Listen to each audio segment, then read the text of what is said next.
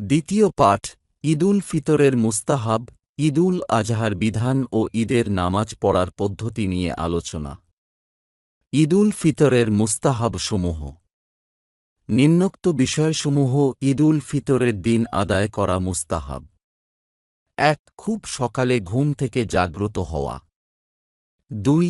মহল্লার মসজিদে ফজরের নামাজ আদায় করা। ৩.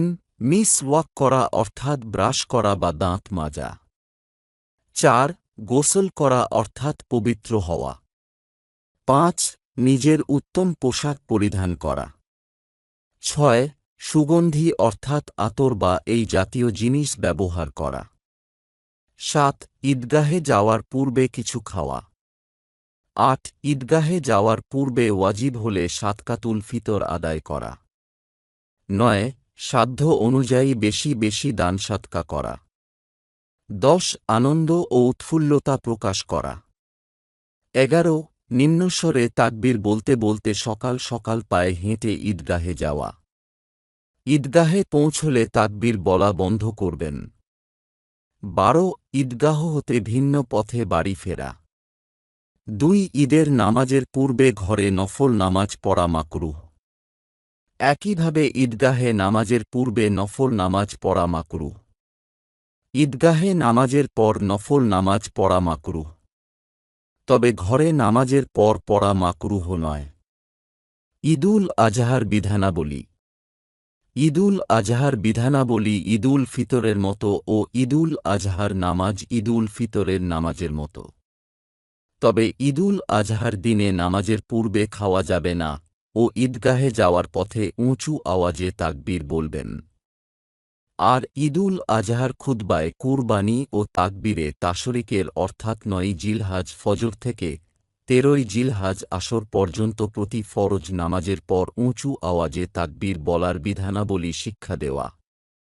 কারণ থাকলে ১২ জিলহাজ্জ পর্যন্ত ঈদুল আজহার নামাজ দেরি করা জায়েজ রয়েছে। ফরজ নামাজ আদায়কারী প্রত্যেক ব্যক্তির উপর আরাফার দিন উঁচু আওয়াজে একবার তাকবীরে তাশরিক বলা ওয়াজিব, অর্থাৎ ৯ জিলহাজ ফজর থেকে ১৩ জিলহাজ আসর পর্যন্ত প্রতি ফরজ নামাজের পর উঁচু আওয়াজে অন্তত একবার তাকবীর বলবেন। আর সে ব্যক্তি জামাতের সাথে নামাজ পড়ুক, একাকী নামাজ পড়ুক, মুসাফির হোক, মুকিম হোক, পুরুষ হোক, মহিলা হোক, গ্রাম্য হোক বা শহুরে হোক, সকলের জন্য তাকবীরে তাশরিক পড়া ওয়াজিব। তাকবীরে তাশরিক হল আল্লাহু আকবার, আল্লাহু আকবার, লা ইলাহা ইল্লাল্লাহু, আল্লাহু আকবার, আল্লাহু আকবার, ওয়ালিল্লাহিল হামদ। ঈদের নামাজ পড়ার পদ্ধতি।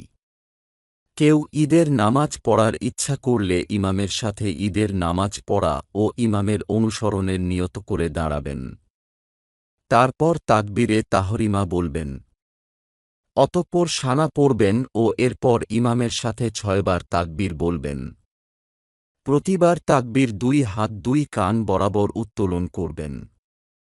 অতঃপর চুপচাপ দাঁড়িয়ে থাকবেন। ইমাম তা আউজু ও বিসমিল্লাহ পড়বেন। তারপর উঁচু আওয়াজে সূরা ফাতিহা পড়ে কিরআত পড়বেন। ইমামের জন্য প্রথম রাকআতে সূরা আলা পাঠ করা মুস্তাহাব। তারপর ইমামের সাথে অন্যান্য নামাজের মতো রুকু ও সাজদাহ করবেন।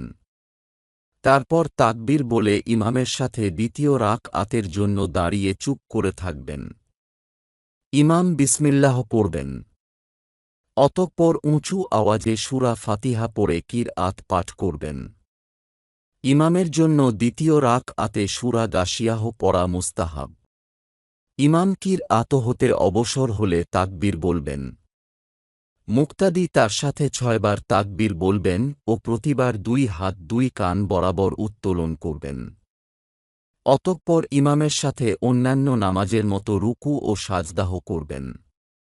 ইমাম নামাজ হতে অবসর হলে ২টি খুতবা দিবেন ও উভয় খুতবাতে মানুষদেরকে ঈদুল ফিতরের বিধানাবলী শিক্ষা দিবেন। দ্বিতীয় রাকআতে কিরআতের আগে বাড়তি তাকবীর দেওয়া জায়েজ আছে, তবে উত্তম হল দ্বিতীয় রাকআতের বাড়তি তাকবীরের আগে কিরআত পড়া। কারণ থাকলে ঈদের নামাজকে পরবর্তী দিন পর্যন্ত দেরি করা জায়েজ আছে।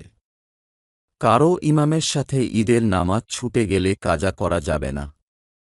ঈদের নামাজ একা পড়া যায় না।